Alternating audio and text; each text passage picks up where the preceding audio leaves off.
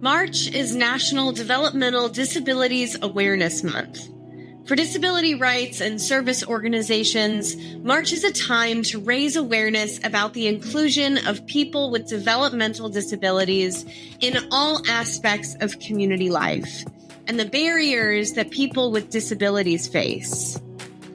For those of us working in the movement to end sexual and intimate partner violence, National Developmental Disabilities Awareness Month gives us an opportunity to look inward at ourselves and our movement, to learn more about the challenges people with developmental disabilities face in preventing and ending sexual violence, and to examine whether our movement and organizations are truly the safe and accessible spaces that we want them to be.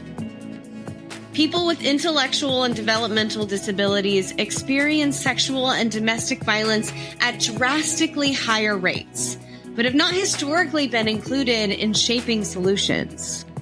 Despite immense barriers, self-advocates in the disability community are making huge steps to advocate for disability justice in prevention and advocacy spaces. For this special two-part episode of PreventConnect, we pulled together some of the most impactful keynotes and interviews to come out of PreventConnect and VALOR around disability justice and inclusion, along with some new interviews about how staff are putting what we've learned about disability justice into practice. Each of the pieces you'll listen to in this episode were created years apart, spanning from 2020 to earlier this month, but the through lines they share help to pave a path forward to break down our movement's systemic ties to ableism and oppression and make intentional space for people with disabilities to lead. Our first highlight takes us to 2021, when the COVID-19 pandemic forced our movement to find creative ways to connect with each other in the midst of a global shutdown. Lydia XZ Brown took to the virtual stage of the National Sexual Assault Conference to lead Sexual Violence and Disability: Why Every Movement Needs Disability Justice, a session dedicated to understanding the deep roots of ableism and white supremacy and how they permeate through the very fabric of how we offer healing. At its core, ableism is a form of structural, systemic, and institutional oppression. That is, ableism is a system of power differentials and power relations, wherein those people whose body minds are deemed as or perceived to be healthy, whole, functional, sane, stable, strong, intelligent, and beautiful are granted enormous political, cultural, social, and economic power at the direct expense of those of us whose body minds are instead rendered as broken, sick, defective, disordered, deviant, delinquent, dependent, weak, unstable, crazy, dumb, or ugly. In other words, ableism teaches us what kinds of body minds are valuable, worthy, and desirable, and what kinds of body minds are expendable and disposable. Ableism teaches us what kinds of people ought to be able to live, to breathe, to be, to literally take up space, and what kinds of people ought not to exist, ought to be prevented from coming into existence in the first place, and ought to be eliminated from existence as it is now.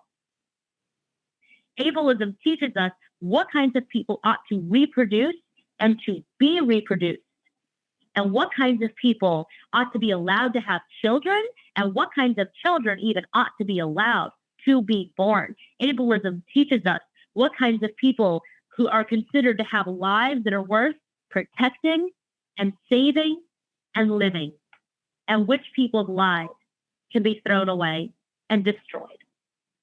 Ableism as a form of oppression is inextricably intertwined with, interconnected with, necessary for, and dependent upon every other form of oppression that exists.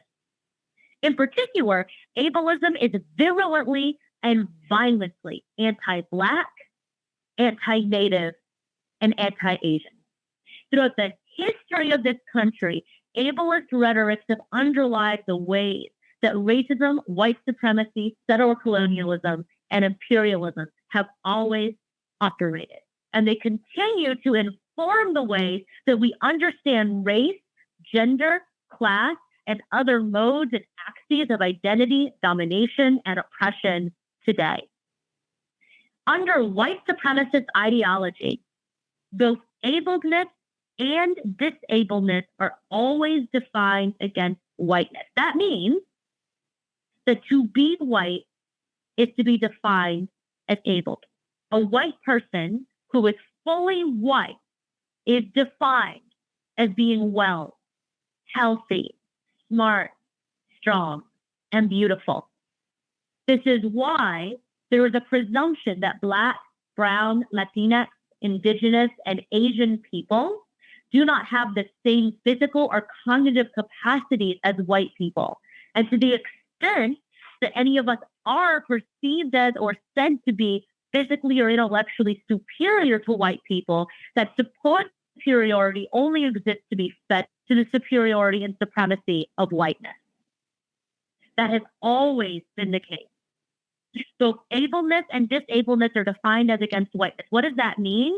That to be white is to be defined as being able. In the same way that to be white is to be defined as being Christian, as being masculine, heterosexual, cisgender, class privileged, and educated. Now, we all know that not all white people have those experiences of other forms of privilege. And that is part of the way that oppression operates within white supremacy. That is why white trans people are treated as lesser versions of white people than white cis people. That is why white women are treated as lesser versions of women than white men. And this is why when white disabled people exist in the world, they experience ableism, undoubtedly, because ableism and white supremacy operate together to tell white disabled people that their disabilities detract from their whiteness and their potential to participate in and benefit from the institution of whiteness. And so for any white person who experiences some other forms of marginality besides race, because they're racially privileged, that their experience of marginality must be hidden, masked, overcome, or assimilated in order for that person to fully benefit from or experience whiteness. And likewise, on the flip side of that is that when disability shows up in negatively racialized communities, that is, in Black, Brown, Latinx, Indigenous, Asian, and mixed race communities, our disabilities are said to detract further from our personhood and to serve as prima facie evidence of our supposed innate inferiority compared to whiteness. The other way to understand this is in recognizing how ableism operates by racial designation. When white people are disabled, white supremacy and ableism respond to white disabled people with pity and charity. White disabled people become deserving of accommodation, support, and services, if only from a highly pity-based, medicalized, condescending, charity-oriented saviorism. And meanwhile, disabled people of color exist as dangerous, threatening, contaminant, and contagion.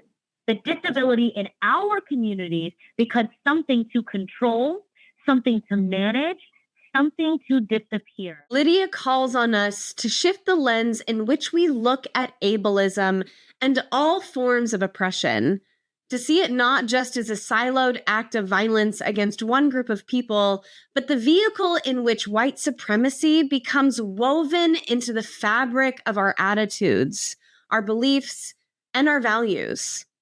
We prioritize which people should be deserving of dignity and respect and dehumanize those who do not fit the mold. In this case, a white, able-bodied, cisgender, straight mold. You're listening to PreventConnect, the podcast bringing together voices from across the movement to end gender and power-based violence, to give you the tools to practice primary prevention in your daily life and at work.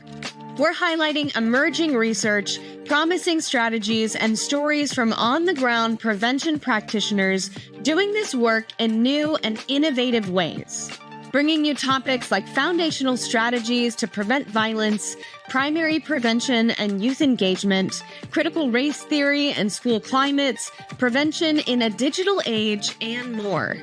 I'm your host, Janae Sargent, and this is PreventConnect.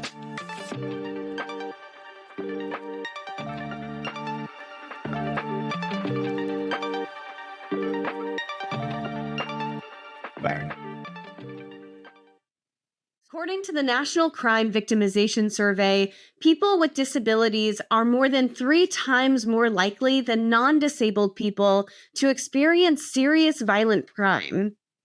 Even so, many anti-gender-based violence programs are not accessible and create increased barriers for people with disabilities to access care and healing. Sierra Olivia Thomas Williams spoke about how ableism feeds into violence in the form of isolation during a 2022 PreventConnect podcast, Disability Justice, Moving at the Speed of Trust. It's really important to say that ableism never works alone. It's an integral piece of racism and sexism and transphobia and other forms of prejudice. They need each other. And ableism contributes to so many risks for sexual violence, victimization, and perpetration. And it works in apparent ways like through poverty and lack of employment opportunities. And it works in non-apparent ways like through unwritten organizational norms and practices. And so I want to get a little bit more specific about what ableism can look like in sexual violence. And I'm going to use the example of isolation. Isolation increases the likelihood for perpetration of sexual violence against people with disabilities. And at ICADV, we believe that checking in with people and calling people into conversation when harmful behavior occurs is one avenue to make abusive behavior a difficult or unsupported choice to make. And that support network is so critical because it's a way of self-governance where we call each other into conversation and heal when we mess up. But isolation provides the opportunity for violence through impeding these forms of social support and inclusion. And neurodivergent people and people with disabilities experience isolation in institutions and within their own families and neighborhoods. So one example of this is that neighborhoods lack accessible housing and sidewalks. I counted all of the houses in my neighborhood, and there were 103, and only 3 of them were accessible with ramps. And what does that do to a person who needs housing? I mean, there are very few options there. So in terms of prevention strategies at the individual level, some of this isolation can look like people with disabilities are often not offered sex education as youth or adults, and classrooms are literally segregated. And interpersonally, people with disabilities are not supported by caregivers and family to experience different forms of relationships, including sexual ones. And in the disability field, they call this dignity of risk. People who are considered non-disabled are just by default given and have the opportunity to experience all kinds of relationships, and experience guides future behavior.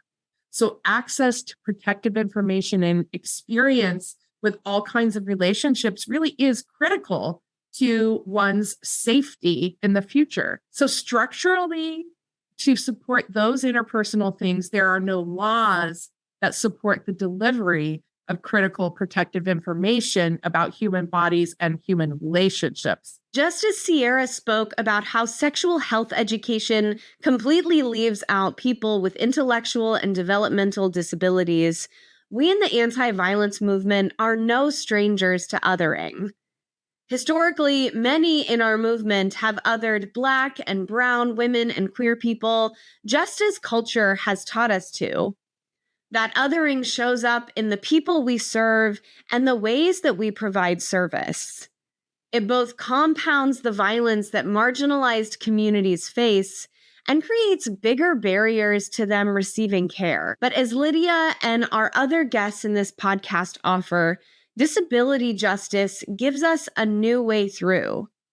Disability justice, which was created by Black and brown queer folks, moves beyond the inclusion at the table and reshapes the table entirely. Disability justice centers intersectionality and the ways diverse systems of oppression amplify and reinforce one another. It's not a program or a project.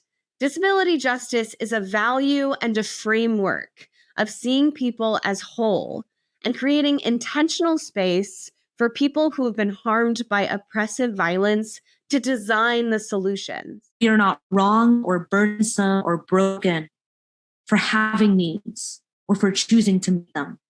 That it does not make us a problem, that we are not the problem to be solved, to be managed.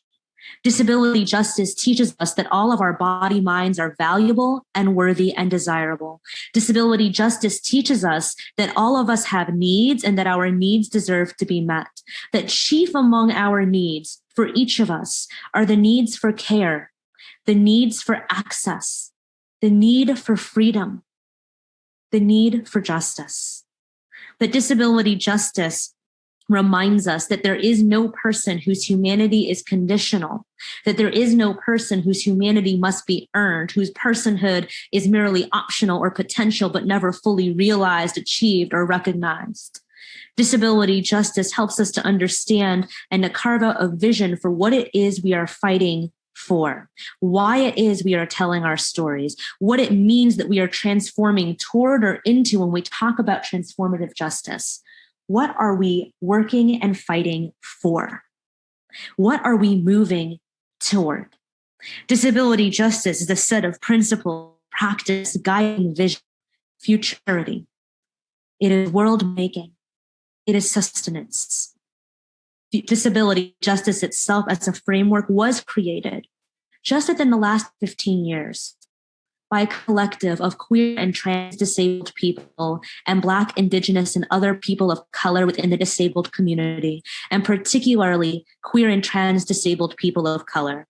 And disability justice framework was created as a direct response to an expansion upon the limiting frameworks of rights, of equity, of inclusion, or of equality. To recognize and to understand that when we talk about disability oppression, when we talk about ableism, the system of power differentials and power relations that teaches us that only some body minds are whole, healthy, well, and deserving, that other body minds are expendable, disposable, less than human, or not human, that system of ableism wends its way through, is necessary for, and dependent upon every other form of oppression with which we contend. Ableism is the bedrock that undergirds settler colonialism and imperialism. It is the foundation for racialized capitalism. It is necessary for and deeply embedded within white supremacy and racism. It powers and it sustains queer antagonism and trans antagonism and misogyny.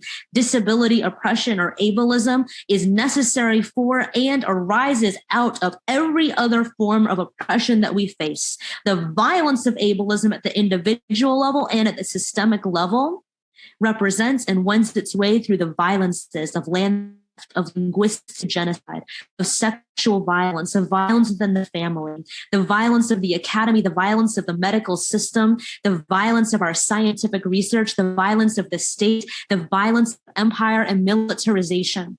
Ableism is not possible to understand without a deliberately intersectional analysis, without building intersectionally, without organizing intersectionally, and without analyzing intersectionally. Whether we are looking at the history of the way in which ableism has always been used in this nation to justify the enslavement of Black Africans and their descendants, the ways in which ableist rhetorics and logic were used to justify and to further land theft and linguistic and cultural genocide of Native peoples, tribal nations throughout throughout the land that is currently labeled illegitimately as the United States, the ways in which ableism has always been used to justify the existence of immigration quotas, of determining which immigrants are valuable based upon perceived notions, racistly and ableistly, of wealth, of intelligence, of contribution, the ways in which ableism has always been used to justify mass criminalization and mass incarceration, the ways in which disability incarceration and incarceration cannot be separated or understood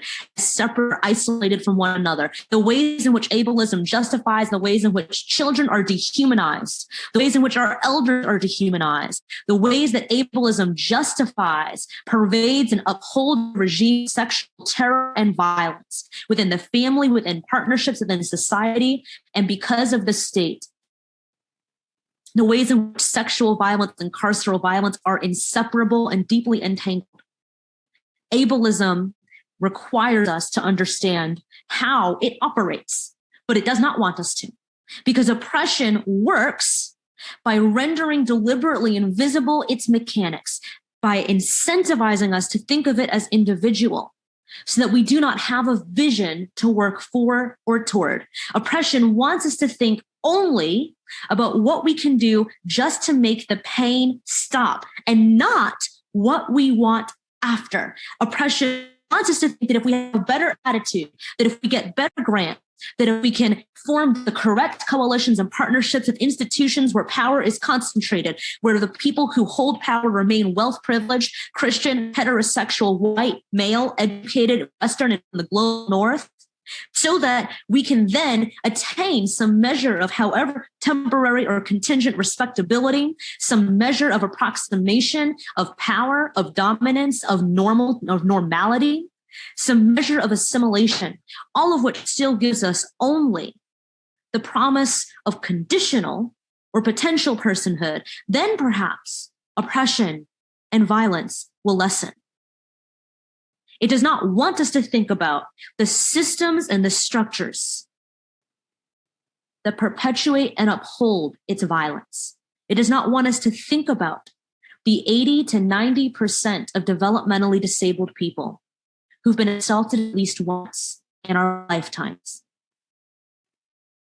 nor the fact that more than half of those that are designated female at birth, that's the way the statistics are collected, none of it is inclusive of or centering, let alone led by trans people, that the more than half of those who are designated female at birth will be sexually assaulted at least 18 times by the age of 18, that we are over the course of our lifetimes at least 7 times more likely to be assaulted than those who are not disabled, and that if we think about the intersections for those of us who are queer, who are trans, who are impoverished, who are immigrants or refugees from BIPOC communities, in rural communities, in the global South, living in occupied, in living in colonized lands and territories, that our communities likely face much higher rates of sexual violence at every turn. There are people in my community who I know who literally measure time based in increments of time since last assault, because that is the only way to think about time.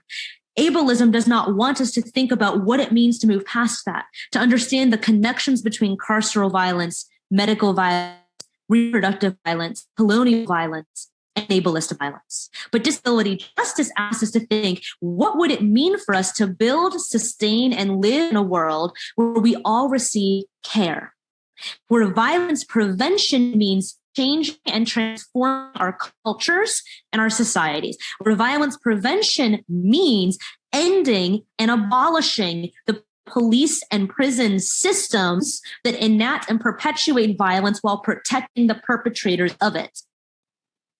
Disability justice asks us to think what violence prevention means, what survivor-centric and survivor-led movements mean, when so many perpetrators of violence, so many people who harm, and so many people who abuse are also survivors. You see, disability justice is messy. Disability justice is hard, and yet it is also easy. Disability justice is a commitment to care and access as radical praxis. Disability justice is an understanding that justice itself requires radical and active love. Disability justice is an offering that reminds us that if none of us are expendable or disposable, that all of our needs are valid and deserve to be met, that all of us are valuable and worthy, then that means all of us. What is the future we are? PreventConnect is taking this conversation even further on our social media, and we want you to be a part of the discussion. Join in on the conversation on our Facebook, Twitter, and Instagram, where we're posting excerpts from this podcast and so many more, and asking experts, practitioners, and followers like you to share your stories and ideas. Search PreventConnect on your social media platforms to get involved. But just as ableism is a vehicle for white supremacy, disability justice is a vehicle for change. Disability rights looks at whether we are including people with disabilities in our services, while disability justice addresses the systemic and societal influences that lead violence against people with disabilities. You can't have one without the other. For folks who come from privilege, learning about and striving to embody disability justice is terrifying because it's unfamiliar. There's new terminology to learn, considerations and accommodations we've never had to think about before.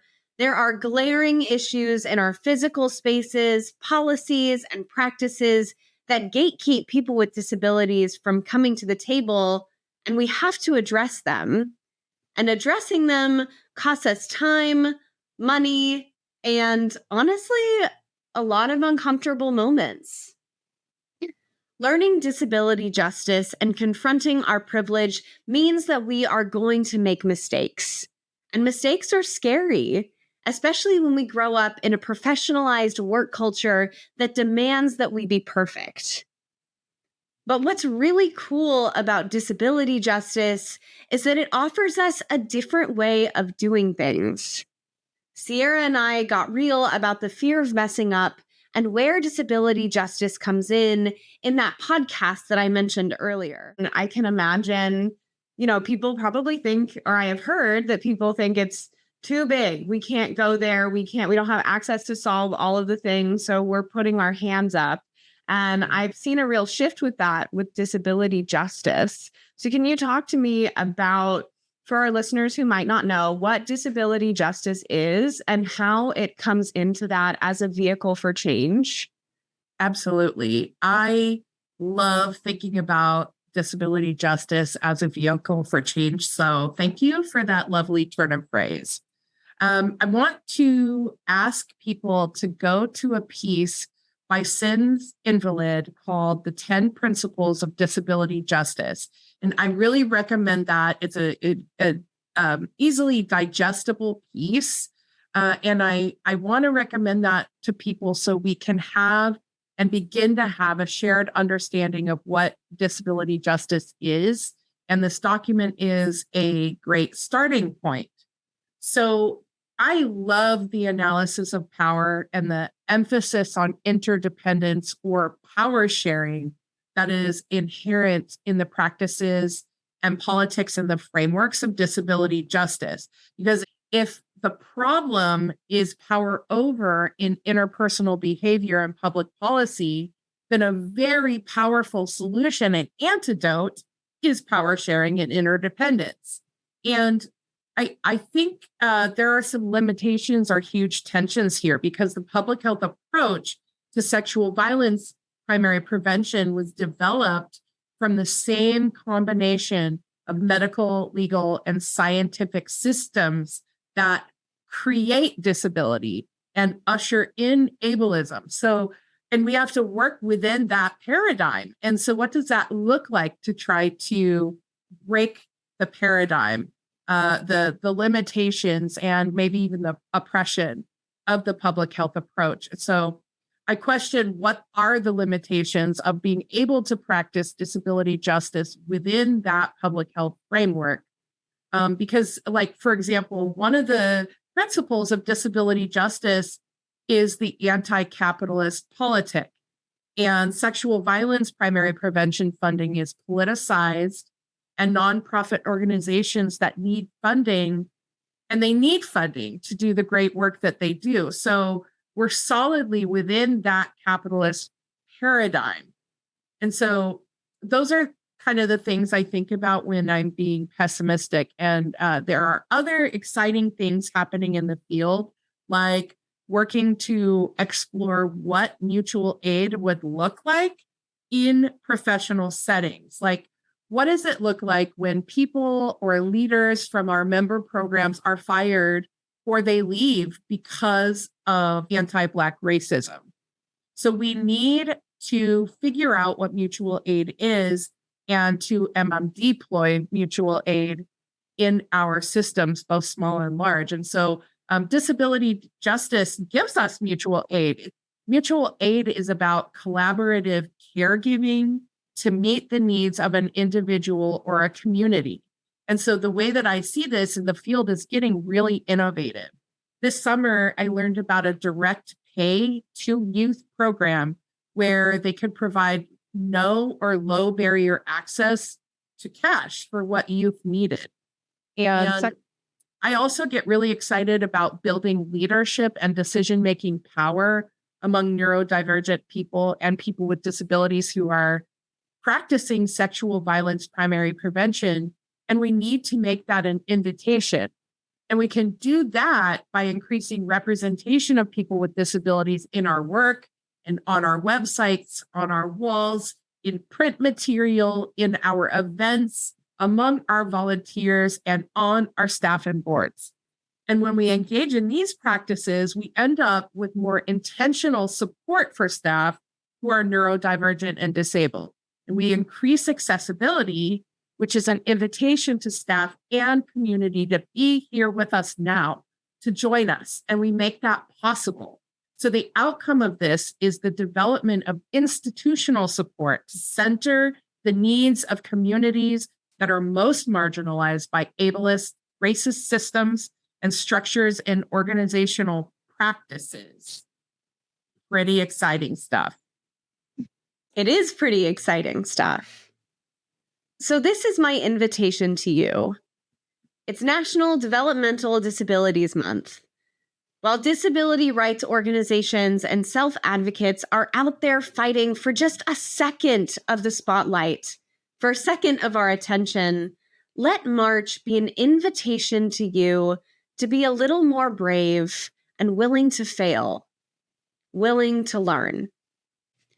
In part 2 of this podcast, we're looking more at disability justice as a vehicle for change and an underlying value to shift the way we operate as a movement. We're also getting into some of those learning moments that come up when we get brave. We're hearing more from Sierra and Lydia, as well as my colleague and friend at VALOR, Priscilla Clausen, who leads a training and technical assistance project in California focused on improving care and access to folks with disabilities who have experienced sexual violence. What Priscilla has learned working with self-advocates in the disability community and the kinds of fundamental shifts it takes to learn and embody disability justice as an organizational value. All of that and more coming up in Disability Justice and Prevention Part 2, Reimagining Our Values. If you loved what you heard from Lydia and Sierra in this episode, you can find their original keynotes, NSAC sessions, and interviews listed in the description of this podcast and linked in the corresponding article at PreventConnect.org, along with all of the tools and resources you've heard mentioned today. PreventConnect is brought to you by VALOR US and the Centers for Disease Control. You can find more information about this episode, along with past episodes, web conferences, and blog articles at PreventConnect.org. As we work to bring you more podcasts like this one, we need your help ensuring that this podcast and others like it reaches listeners like you. Take a second to rate this podcast wherever you're listening to it. That helps us show up on main podcasting pages and reach new listeners. And of course, if you have an idea for a topic that you'd like to see us cover, reach out to us and comment on this post on our Instagram page.